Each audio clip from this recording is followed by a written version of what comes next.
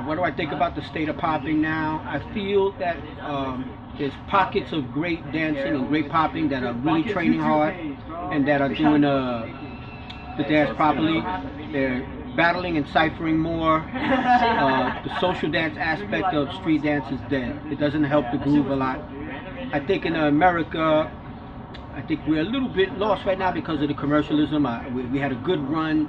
A lot of dancers made a great living, which I'm always happy to see a street dancer make a living and make money off of their dance. But I think we lost touch with the ciphering, the getting down in the club, just partying and going off only when the music is right, you know, hanging on to your bombs. Don't throw them all out there all the time. Hold on to some for the right battle. Don't look for a contest for a battle. You can battle anyone at any time. You can battle on the street, you can battle on the sidewalk, you can battle in the club, in the corner. You don't need a crowd all the time. Battle for fun, like playing basketball, you know.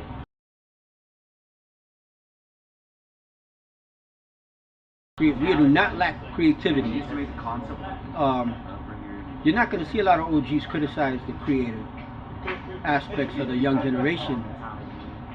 They're doing amazing things that we didn't think of. They're a lot smarter, the kids, so they come up with these crazy concepts. I think in the midst of them creating, they might at sometimes forget the essence of what made them do it in the first place, which is the actual foundation. And I think when a kid gets too much credit on YouTube, let's say, for something extremely creative that we love, but lack of the actual dances, be it strutting, popping, boogaloo, breaking, that hurts the dance, because then other kids follow them and think, well, I don't need to have to learn how to pop. I could just go out there and do the moves and the eye candy part. But I think as far as the creative aspects, we don't lack in that in this era. We're probably one of the most creative eras we've had in street.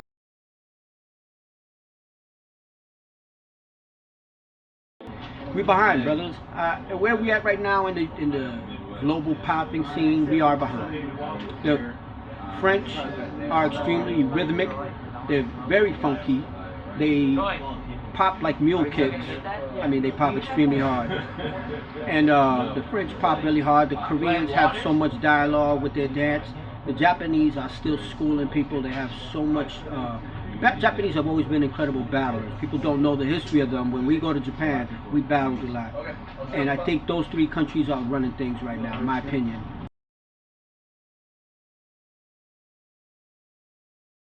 I think the biggest misconception about throwing an event is that you need sponsors and then you need a big huge venue. We threw jams, and the jam you can do in the street with a boombox. You don't need they have the Poppers Picnic, which I think is dope. You know, it doesn't take a lot of money to do that. I think you don't need a big extravagant event. We need more mom and pop type events, small jams that will lead to bigger jams. There's a big fight for sponsors. You're not gonna get it. You're not gonna get a sponsor. Let's just knock that out. Ghetto birds, y'all. Ghetto birds. See? We're in California, y'all. What you want to do is you want to finance it on your own, and it takes people gathering the money to create this event first. You're gonna have to it's easier for 5 people to take a loss than for 1 person.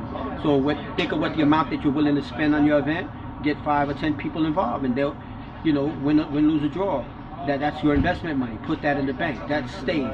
It doesn't go anywhere, because that's the money you're gonna finance the events with. Don't finance an event with money you don't have.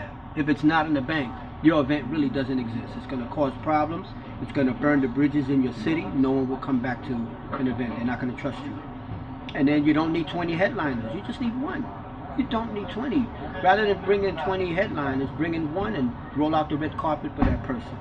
5-star treatment, and make that person feel good.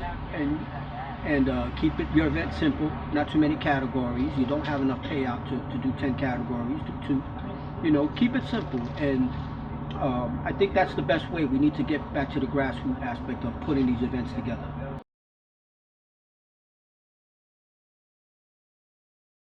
Middle school, new school, go back to the original school, learn the foundation. There's tons of information out there while all the OGs are still alive teaching it. The EBs are always going to be here teaching it, and we're fit and ready to teach. We stay busy all year round, and we're happy to teach people. Yeah, we're going to teach you in the studio for a fee, but we're going to teach you in the street for free. If you get that close to us and you hang out with us, we're gonna give you knowledge. We don't turn people away, you know. And I think the key is the OGs need to step up to the plate.